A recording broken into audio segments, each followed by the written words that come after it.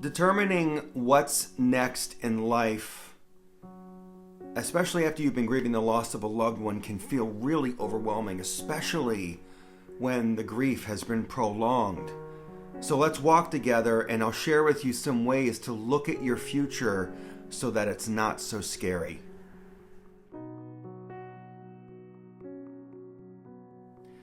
Hey friend, welcome back to Grief Questions Answered. I'm Eric, and it's my goal with these videos to share everything that I've learned about how to survive, find support in the loneliness of grief, and how to intentionally get back up and live beyond the loss of your loved one.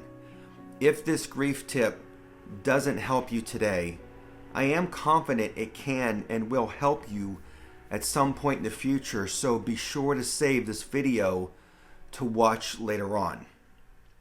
Now, today's question comes from Tamara, who asked me, what's next for my life?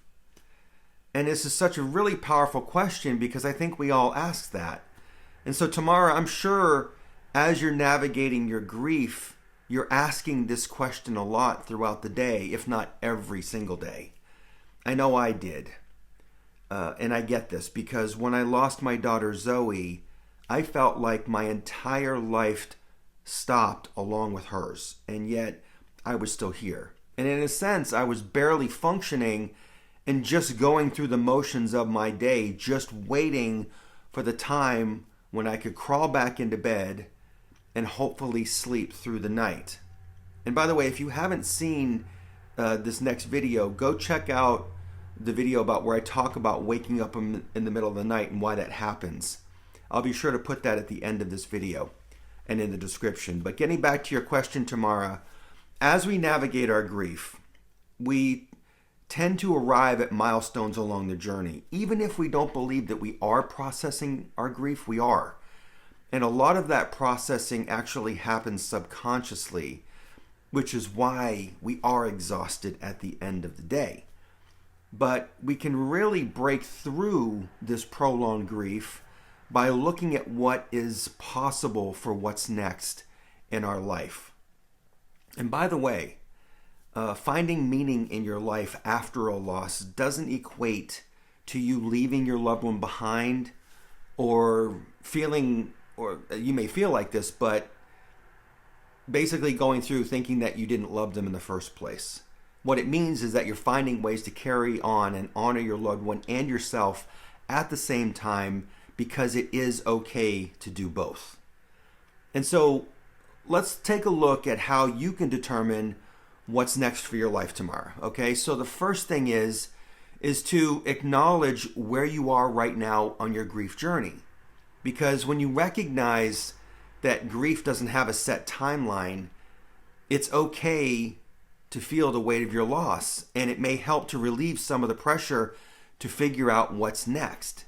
And by understanding that moving forward doesn't mean leaving your loved one behind, it actually means that you're finding a way to carry on their memory with you, which is really important for us, especially as we're continuing to navigate grief long in the future.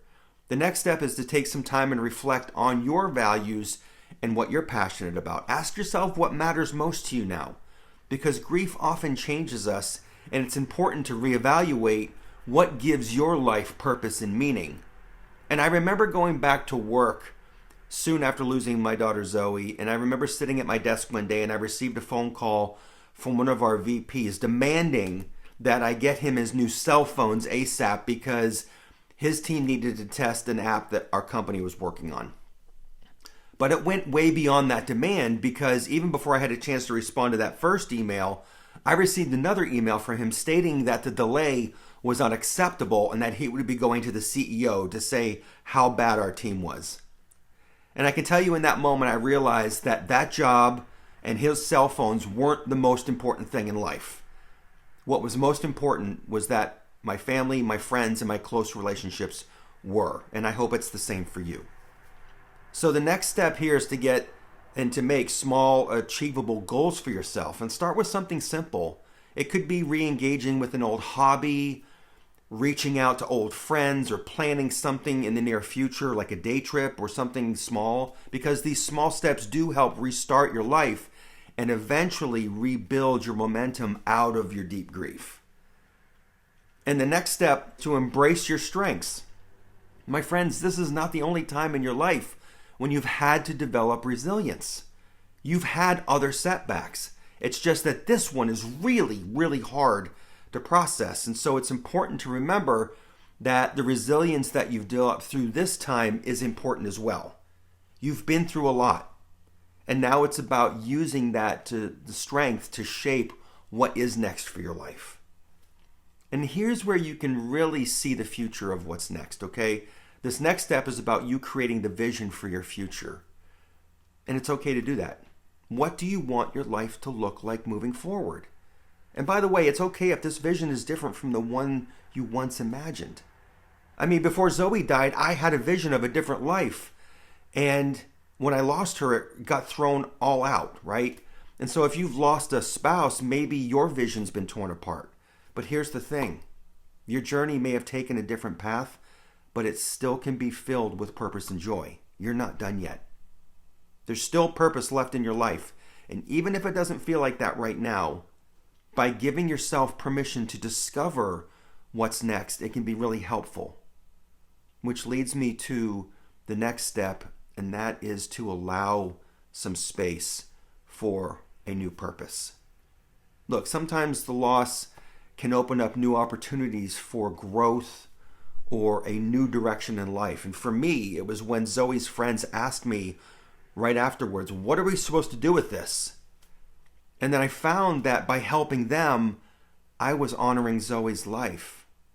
And so for you, look at ways that you can honor your loved one's memory in your next steps, whether that's through helping others, pursuing a dream, or creating something meaningful, because it's okay to do that. And lastly, and this is probably the most important, is that you've got to be patient and gentle with yourself on this journey. Grief is complex, and the process of deciding what is next may take time, but each step forward is a sign of healing and renewal. When I began to accept that by helping others, it helped me to heal faster, it became clear that I wanted to help others like you heal from your grief. And look, I'm not suggesting that you have to do what I'm doing, but what I am suggesting is that you be open to what is possible for what's next in your life. It's okay to pursue that no matter what it is, as long as it's a healthy endeavor. And that needs to be mentally, physically, and emotionally. As always, I hope this video helped. Do you have a question about grief that I can answer for you, let me know in the comments below.